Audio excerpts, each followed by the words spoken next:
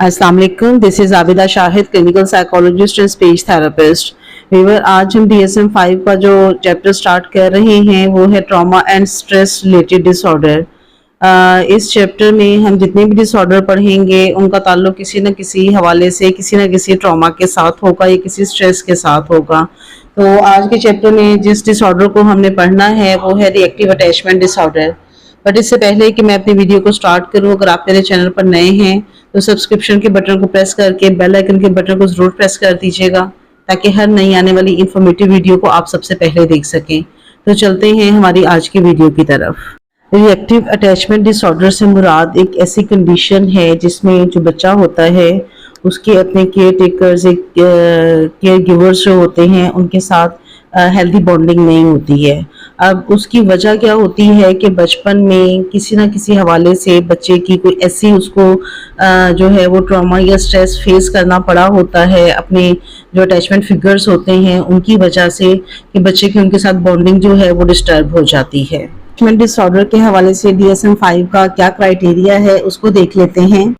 इसमें बच्चा जो है वो मुसलसल जो उसके केयर गिवर्स होते हैं इमोशनली उनसे दूर होता चला जाता है, वो उनको अपने करीब नहीं आने देता या खुद जो है अपने आप को बाउंड कर लेता है और उनके करीब नहीं जाता है। ऐसे में बच्चे के मंदरजा झेल बिहेवियर्स जो है वो नोटिस किए जा सकते हैं। उसमें बच्चा जब बहुत ज़्यादा स्ट्रेस का शिकार होता है, परेशान होता है, तो वो कम ही ऐसा होता है कि वो किसी कंफर्ट जोन को तलाश करे, बल्कि वो अपनी ज़ात में मगन रहता है।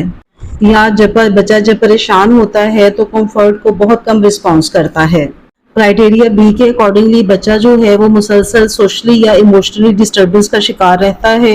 और मंदरजा झेल में से कोई से दो बिहेवियर्स जो है वो शो करे तो देन फिर हम उसको जो है ये डिसऑर्डर लेबल करेंगे।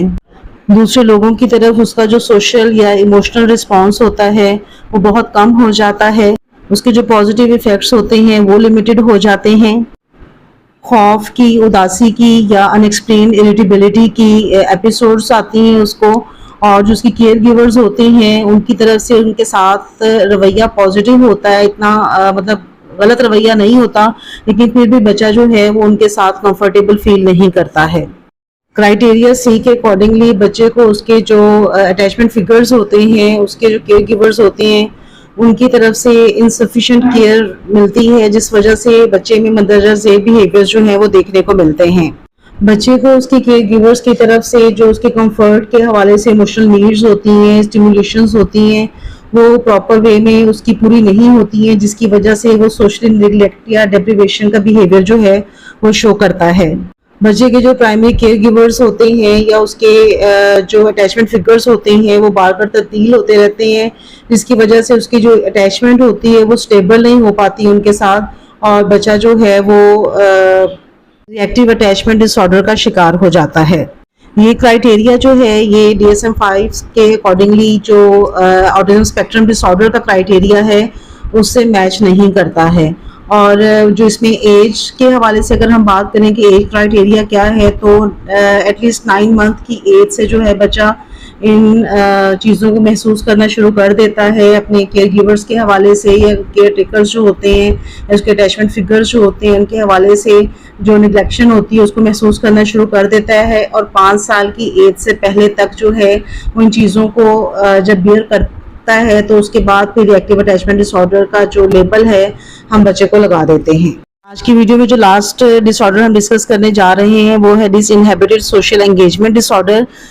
ये डिसऑर्डर जो है ये रिएक्टिव अटैचमेंट डिसऑर्डर से टोटली अपोजिट है। इसमें जो बच्चा है वो अपने केयर गिवर्स में और स्ट्रेंजर में फ़र्क नहीं कर पाता है, वो हर किसी के साथ बहुत जल्दी घुल मिल जाता है, बहुत जल्दी एंगेज हो जाता है, बहुत जल्दी दूसरों पे ट्रस्ट करने लग जाता है और इवन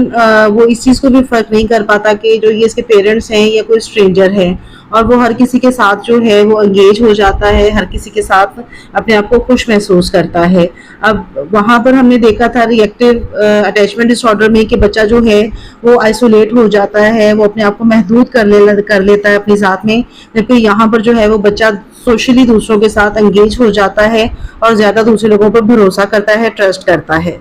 DSM-5 का क्राइटेरिया देख लेते हैं। کہ DSM-5 میں ڈس انہیبیٹڈ سوشل انگیجمنٹ ڈس آرڈر کا کرائٹیریا کیا بیان کیا گیا ہے۔ بچہ جو ہے وہ انفیمیلیئر لوگوں کو یا اسٹرینجرز کو اپروچ کرتا ہے اور ان کے ساتھ انٹریکٹ کرتا ہے، اور کم از کم دو جو ہے وہ کرائٹیریاز اس میں موجود ہونے چاہیے ہیں۔ نمبر 1 پہ جو ہے وہ بچے میں جو انفیمیلیئر اڈلٹس ہوتے ہیں ان کو لے کر ایک جو جھجک ہوتی ہے یا شائنس ہوتی ہے وہ ختم ہو جاتی ہے اور ان کے ساتھ ایزیلی انٹریکٹ کرتا ہے۔ اسٹرینجرز کے ساتھ وربل یا فزیکل اوور فیملیئر بیہیویئر شو کرتا ہے، یہ ایسا بیہیویئر ہوتا ہے جو سوشلی ایکسیپٹیبل نہیں ہوتا۔ بچے جو ہیں وہ انفیملیئر سیٹنگز میں اتنا گھل مل جاتے ہیں، اتنا وہاں پر ایڈجسٹ ہو جاتے ہیں کہ ان کے اپنے جو ایڈلٹ کیئر گیور ہوتے ہیں وہ ان کو بھی اگنور کر دیتے ہیں۔ انفیملیئر ایڈلٹس کے ساتھ آسانی سے کہیں بھی چلے جاتے ہیں اور اس میں بالکل بھی ہچکچاہٹ محسوس نہیں ہوتی ہے اور نہ ہی وہ پریشانی محسوس کرتے ہیں، بلکہ کسی کے بھی ساتھ اٹھ کر وہ چل پڑتے ہیں۔ کرائٹیریا بی کے اکارڈنگلی بچہ جو ہے اس نے اپنے چائلڈہڈ میں ایکسٹریم جو ہے وہ انسفیشینٹ کیئر کو ایکسپیرینس کیا ہوا ہوگا، یا اس کو وہ پراپر کیئر نہیں ملی ہوگی، اس کی نیڈس کو پراپر وے میں فلفل نہیں کیا گیا ہوگا، جس کی وجہ سے اس میں اس طرح کے سمٹمز آتے ہیں۔ بچے کو اس کے کیئر گیورز کی وجہ سے جو ہے اس کو پراپر اٹینشن نہیں ملی، اس کا جو کمفرٹس تھے اس کے حوالے سے اس کے ایموشنل نیڈز اس کی پوری نہیں ہوئی ہیں، جس کی وجہ سے وہ خود کو سوشلی نیگلیکٹ اور ڈیپریویٹ محسوس کرتا ہے۔ اس کے جو کیئر گیورز ہوتے ہیں وہ کنسسٹنٹلی چینج ہوتے رہتے ہیں، جس کی وجہ سے کسی ایک کے ساتھ اس کی جو اٹیچمنٹ ہے وہ سٹیبل نہیں ہو پاتی، اور اس وجہ سے بچہ جو ہے وہ اس فیز میں چلا جاتا ہے۔ ایسے ادارے جو بچوں کی دیکھ بھال کے لیے بنائے جاتے ہیں وہاں پر بچوں کو جو ہے وہ بہت محدود ان کے لیے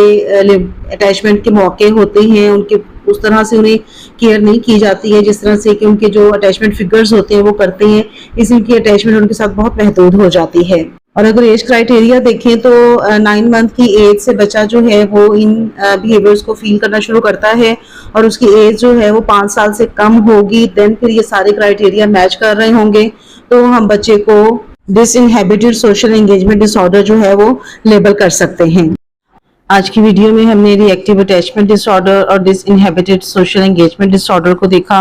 میں امید کرتی ہوں کہ آپ کو یہ اچھے سے سمجھ آ گیا ہوگا، اور ان دو ڈس آرڈرز کے حوالے سے اگر آپ کو ڈائگنوسس کرنی پڑے تو آپ آسانی سے کر سکتے ہیں۔